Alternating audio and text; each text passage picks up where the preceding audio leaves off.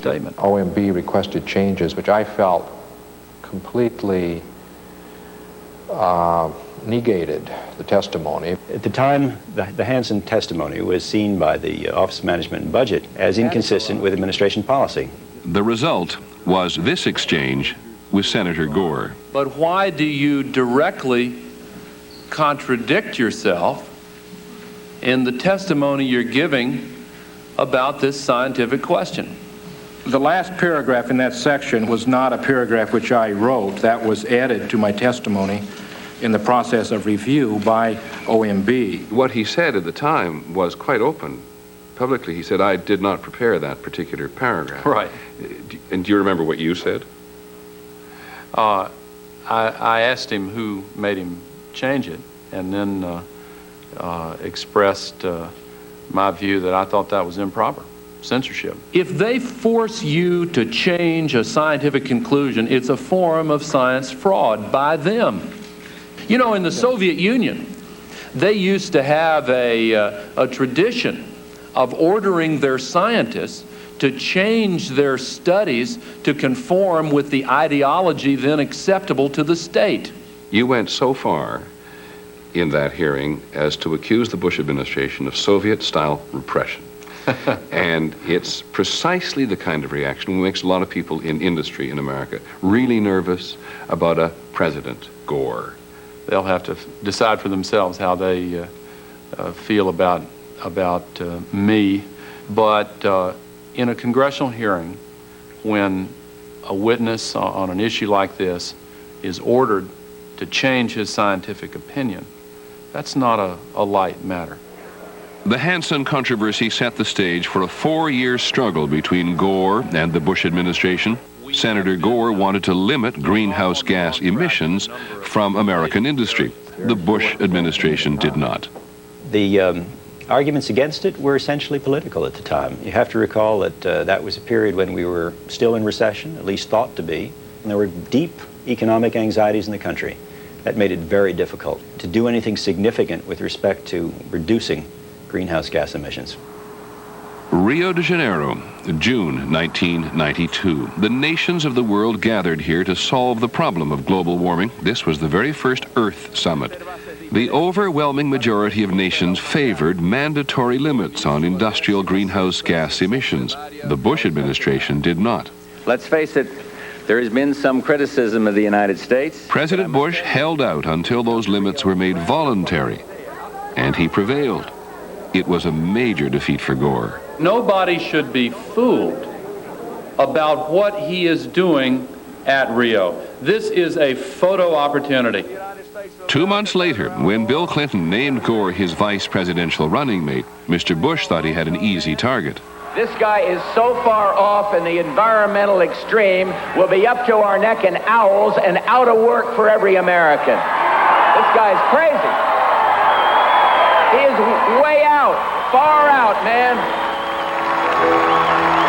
This time, the criticism didn't stick. And the Clinton-Gore victory offered Gore a powerful platform from which he resumed his crusade against global warming. Reducing greenhouse gas, changing the long-term climate. More of the sun's We have a crisis, all right. Every mountain glacier on every continent is receding rapidly. But the vice president had a big fight on his hands. Al Gore versus the fossil fuel industry when we come back. Peter Jennings reporting. The Apocalypse and Al Gore will continue in a moment.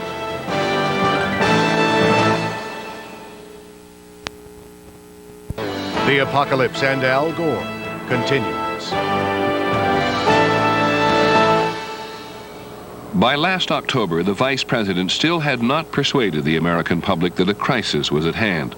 It was time to apply a little imagination. It's the Clinton White House view that there'd be fewer weather catastrophes in the future if the climate discussions in Washington for the past day and a half have been fact-finding. They brought us down to the White House, and it was really quite a show, and it was a big thrill.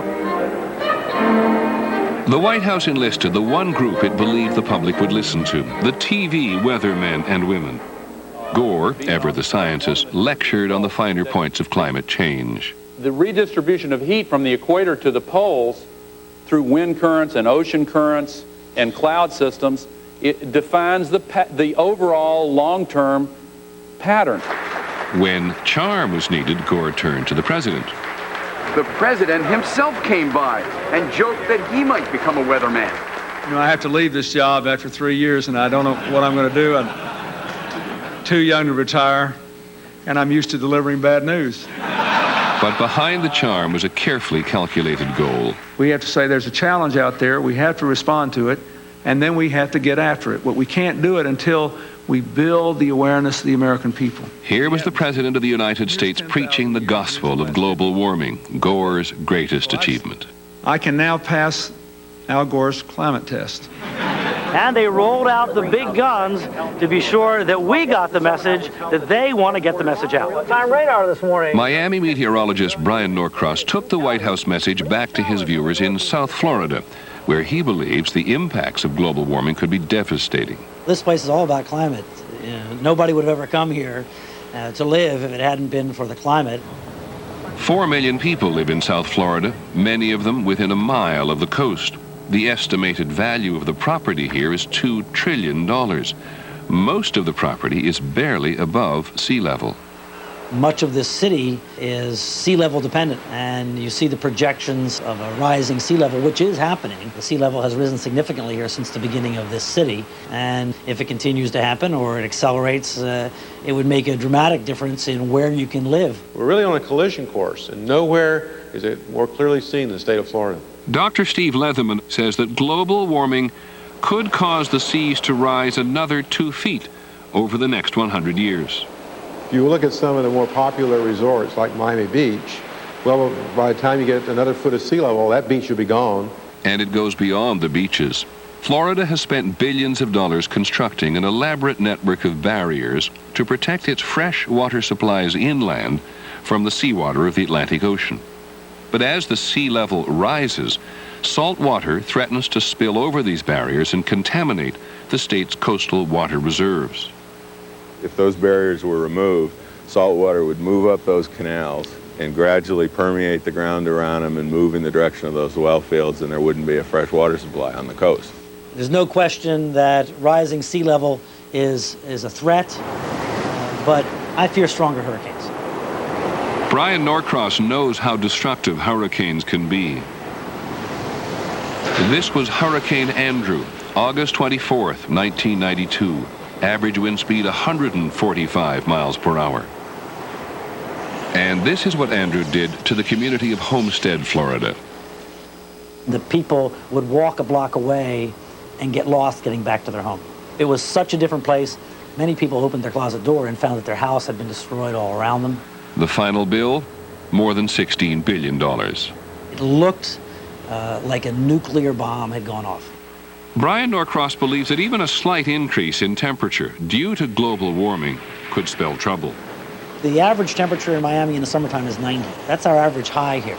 If it were to go to 92, which can increase the water temperature near the coast by a couple of degrees, and that could very well, slightly increased water temperatures increase the strength of hurricanes, provide more energy into hurricanes. What you heard from the Miami weatherman, as plausible as it sounds, is not yet certain. While most scientists do agree that the Earth is getting warmer, no scientist can say precisely how this warming will change the weather we experience, including hurricanes. What scientists fear, and what Al Gore says he fears most, is how unstable the global climate has become in the last several years.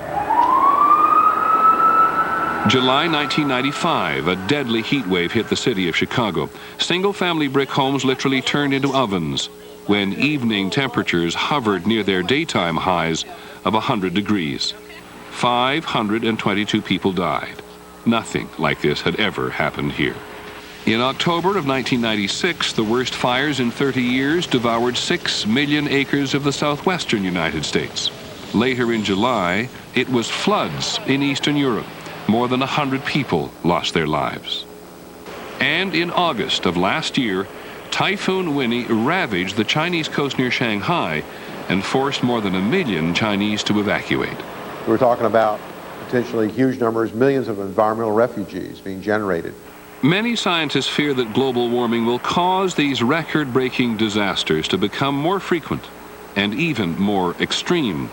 However, scientists cannot say yet with certainty that any single weather disaster is, in fact, caused by global warming. What we have to recognize is uncertainties can go in two directions. We may be overestimating the magnitude of climate change due to human activities, or we may be underestimating it. Vice President Gore's critics exploit this scientific uncertainty. Scientists have said that we do not understand the climate system that well. We don't understand the role of oceans, water vapor, and clouds, and that to really make these long-term projections, we need to have a better understanding of the system. Bill O'Keefe is a lobbyist for a coalition of oil, coal, and car companies. They call themselves the Global Climate Coalition, but they are some of the largest producers of greenhouse gases. Why do you think it is that the industries most responsible for global warming are the most skeptical about the science of it? Well, first of all, that presumes that industries are causing global warming. Carbon dioxide comes from people exhaling, from decaying plants. It comes from a number of natural sources. Are you suggesting that the climate change is affected by plants rotting and us breathing? Well, the accumulation of greenhouse gases are a result of a number of activities.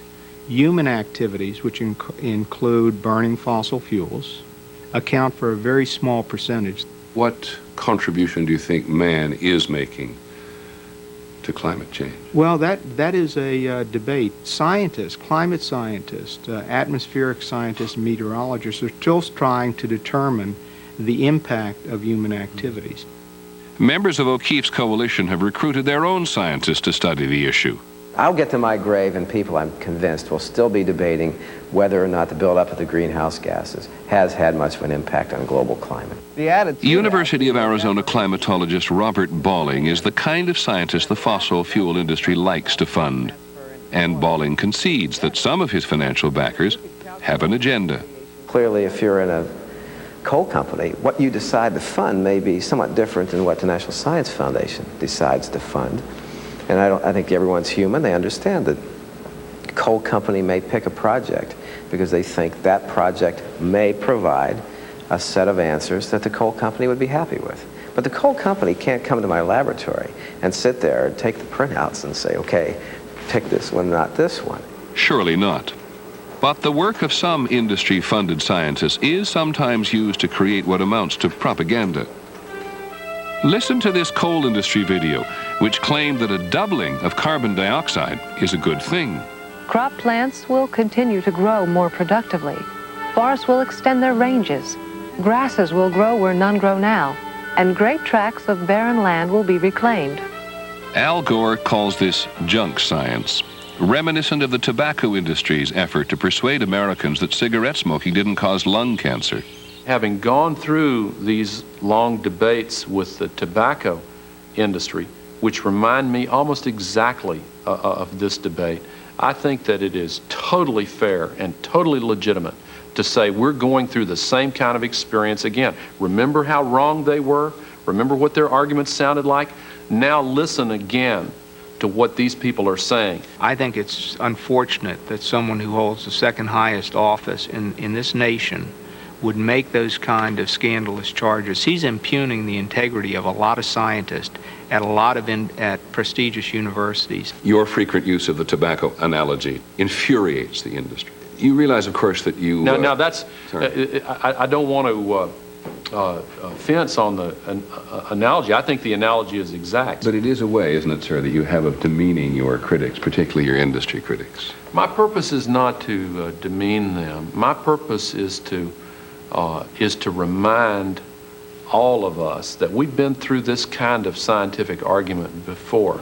In an effort to separate the science from the politics, the United Nations organized 2,500 scientists from around the world to study the issue. We asked the chairman of that UN committee, Robert Watson, to summarize its conclusions. There's absolutely no doubt that human activities are changing the composition of the atmosphere. Carbon dioxide, methane and nitrous oxide have all increased over the last 100 years and absolutely due to human activities. There's also no doubt that the Earth's temperature has also increased, about 0.6 degrees centigrade over the last decades. Glaciers have retreated worldwide, sea level has increased, and there's even been changes in precipitation patterns in North America. Still, many people are not convinced. This is Smith Island near the eastern shore of Maryland.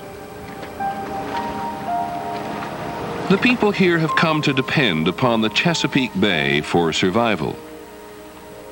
But people who now live off the water used to live off the land. Trouble is, most of the land is now under the water. I just think over the years, you know, that steady water just washing in and washing in, it just eats our island away. And this island is much smaller than I remember it as a girl. What's happening here, as you can see, is just the seas just steady 24 hours a day pounding in here. Jesse Marsh is a seventh-generation resident of Smith Island. The steady encroachment of the rising water threatens to destroy even the memory of life here.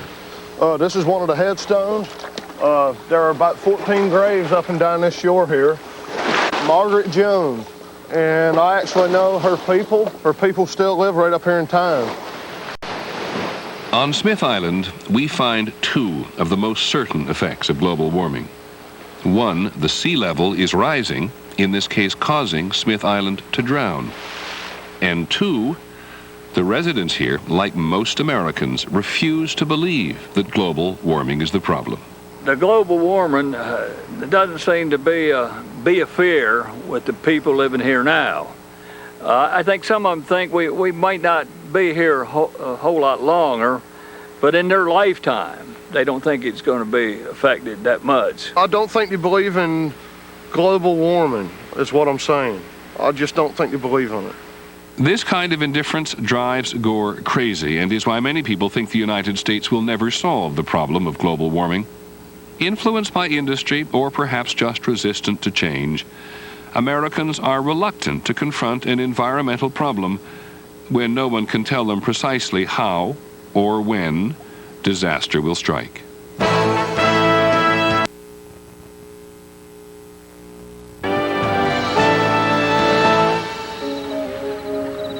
This is the town of Shadyside, Ohio, along the Ohio River.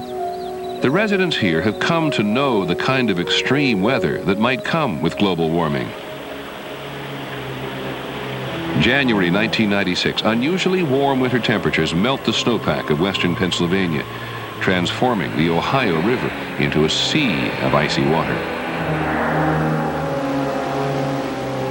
6 years earlier, the flood came at night. Torrential summer rains near Wheeling, West Virginia, sent a wall of water barreling downstream toward Shadyside. The water wiped out everything in its path. Several people lost their lives. It was very devastating. Yeah, there were whole families, some cases wiped out. That's a very, very emotional item in the community. But even with this, what scares the people of Shadyside more than unpredictable weather is Al Gore's campaign to end global warming. This is coal country, and most of the people here depend on the mines for work. These days, when the miners of Shadyside go underground, the conversation invariably turns to the impact of Al Gore's crusade on America's struggling coal industry. Global warming is definitely a threat to our livelihoods. 80% of all the mining industry in this country will be shut down. The economic, financial, social impact can't be measured. The residents of Shadyside believe the coal industry will have to be shut down in order to stop global warming. The burning of coal is one of the largest sources of greenhouse gas emissions in the United States. And union miners worry that they have nowhere else to go. The average union miner today is 49 years old with 19 years experience. Well, that makes him a damn good coal miner, but that gives him a little hope of going anywhere else and starting another career. 50% of our electricity comes from coal. Every single coal miner we have talked to thinks that you're responsible for their potential job loss. How do you explain it to them?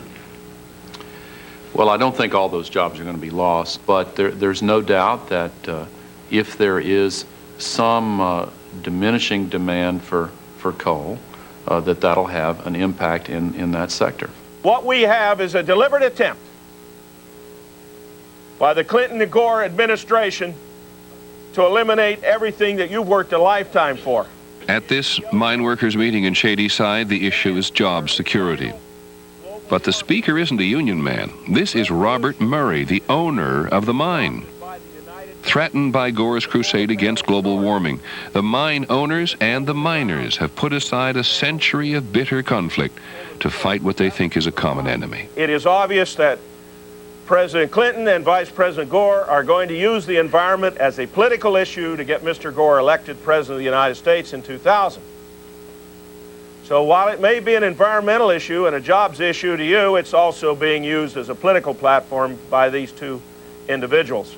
Global warming's hot on the is a hot topic, so let's make that the issue. There's definitely a political agenda to this. The miners we talked to believe that your attack, as they see it, on the coal industry is a cynical political move by you to secure your environmental credentials for a presidential campaign.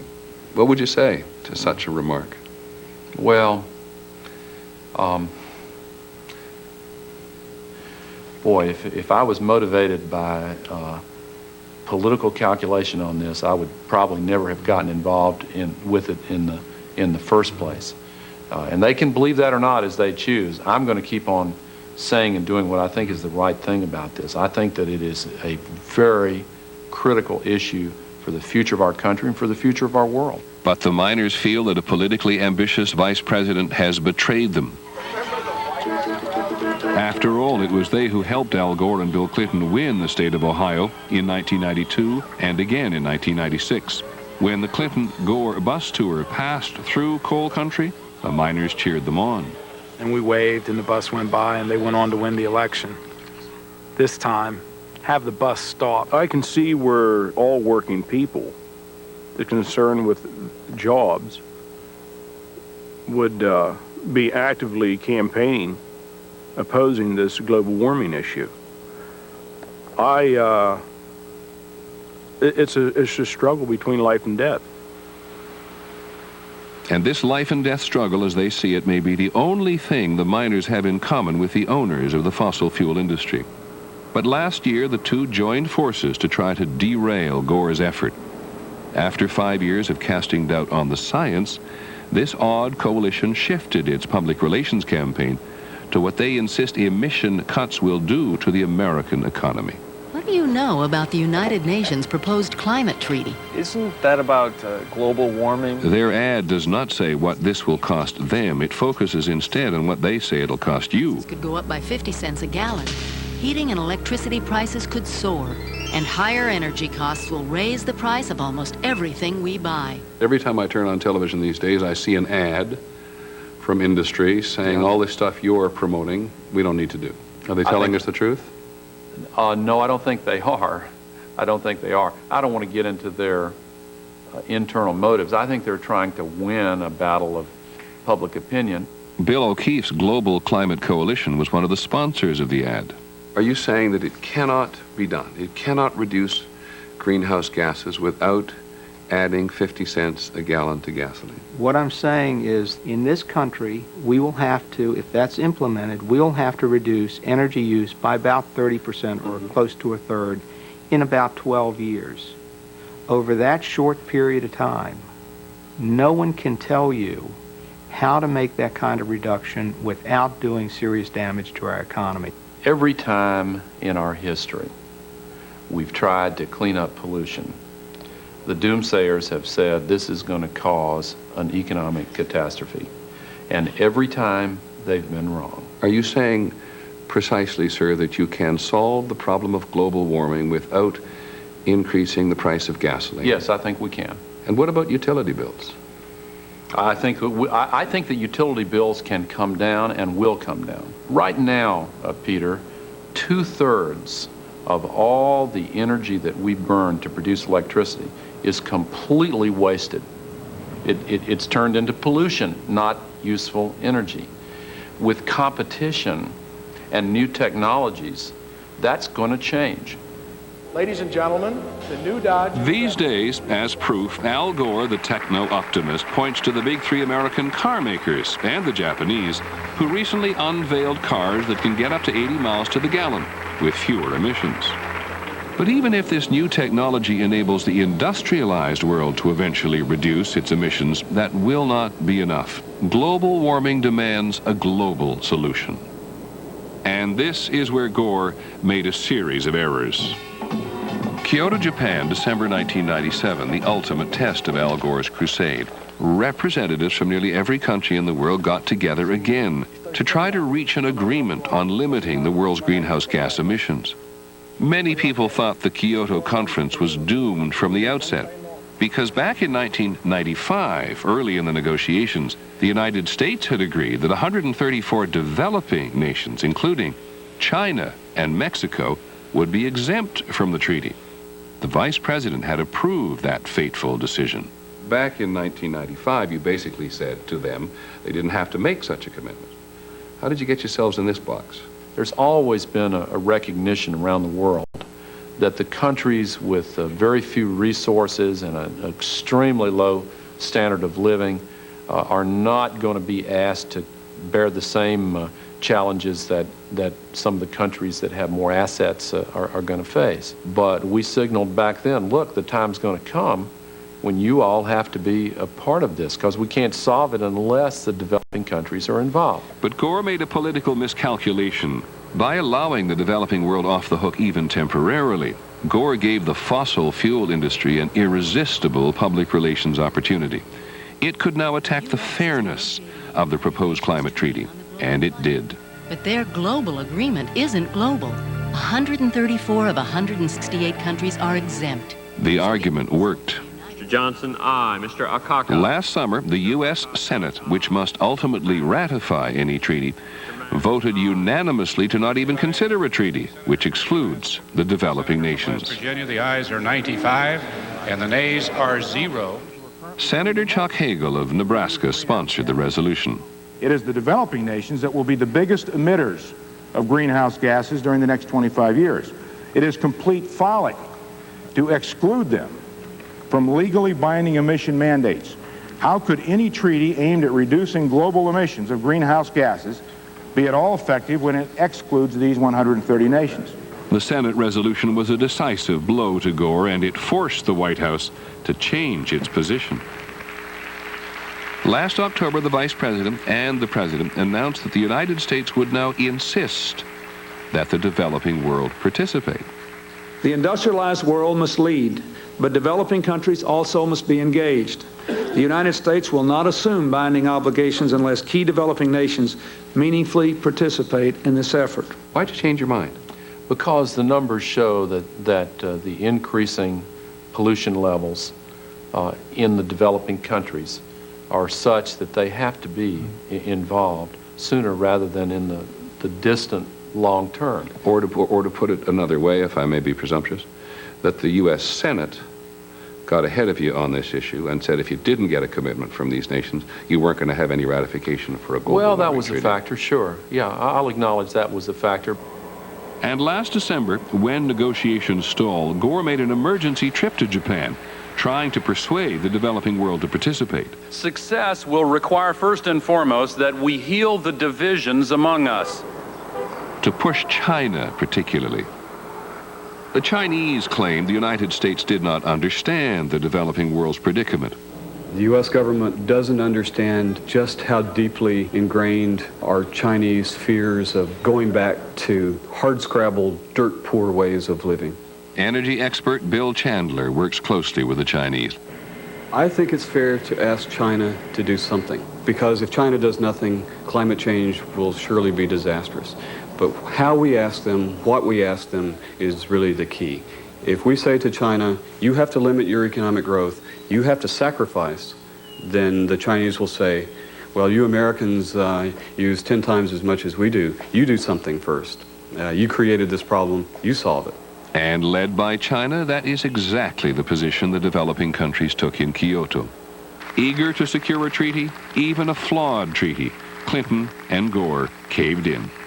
The Senate reaction was predictable. Any way you measure this, this is a very bad deal for America, and I can tell you now there is no way, if the president signs this, that this is brought to the United States Senate, it'll even be close. You went to Kyoto pledging to get the developing nations to make some meaningful commitment to reduce the greenhouse gases, and you failed.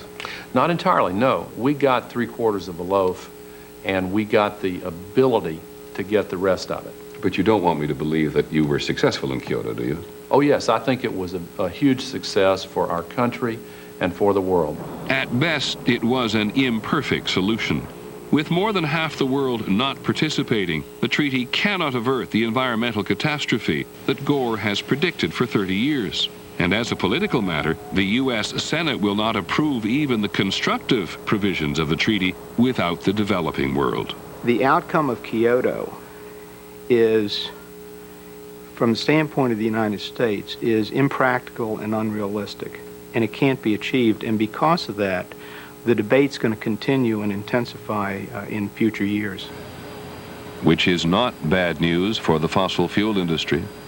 More debate, more opportunity to delay action. 1997 was the hottest year on record. I'm on an all-night flight when suddenly, terrible heartburn. The guy in the next seat says, "Here, try this, Zantac 75.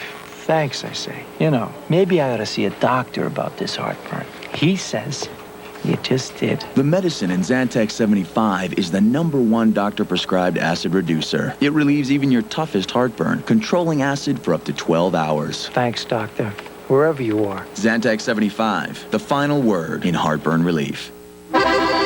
Greetings. Having heard us describe the problems with our old communications programs, the MCI team is prepared to demonstrate solutions.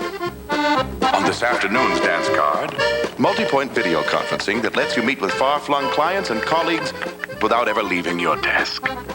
The MCI team even devised a way for me to participate. The silver screen.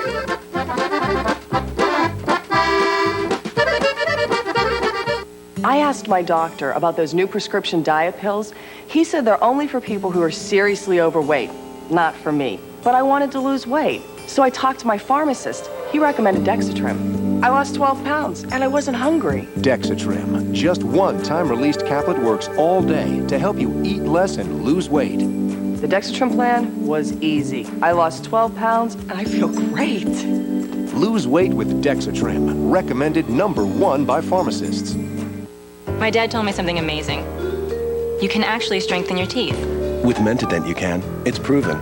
Fresh from the pump, only Mentadent's baking soda and peroxide activate on contact to create oxygenated bubbles. They power fluoride to tooth enamel, penetrating, making teeth stronger, healthier. It's a wonderful taste. You can feel it working, this bubbling action in your teeth. And who doesn't want stronger teeth? Mentadent, the toothpaste that activates on contact. Pumps strength into your teeth every time you brush. This allergy season, catch some air like never before, because now there's Allegra. Allegra's the prescription antihistamine for people 12 and over that gives you non-drowsy relief so you can experience more. Discover the amazing freedom of Allegra. In studies, side effects were similar to a sugar pill and included drowsiness, cold or flu, nausea, and menstrual pain. To learn more, ask your doctor or call now. Allegra. Along, singing a song, side by side. Want lobster? How about shrimp? Have both for only $11.99. Right now at Red Lobster, shrimp and lobster are together, side by side, for one very enticing price. So grab some food before this offer ends and enjoy. 'Cause life on land is dry. Side by side. Monday, con artists are making millions putting phony charges on phone bills. Think it's not happening to you? How can you tell? Did you know what it was? No, I didn't look at it. I just paid the bill. 2020 Monday at 9, 8 Central. The author of Jaws, Beast, and the Deep joins forces with the man who created the dinosaurs in Jurassic Park. It's more than a shark you're dealing with. This thing's part human. Don't expect it to stop at the water's edge. Peter Benchley's Creature. Danger surfaces ABC May. ABC News Saturday night continues. Once again, Peter Jennings. As of now, the International Climate Treaty is going to be debated in the Senate this year, as of now. And so we leave you with one additional thought. More greenhouse gases are being spewed into the atmosphere than ever before, particularly from the developing world. And it takes the Earth more than 100 years to recycle every pound of carbon dioxide that man puts up there. So if the world puts off doing something until all the scientists agree, it may be too late to fix the problem. I'm Peter Jennings. Thank you for joining us. In a moment, Forrest Sawyer will be back to tell you our plans for next Saturday night. Good night.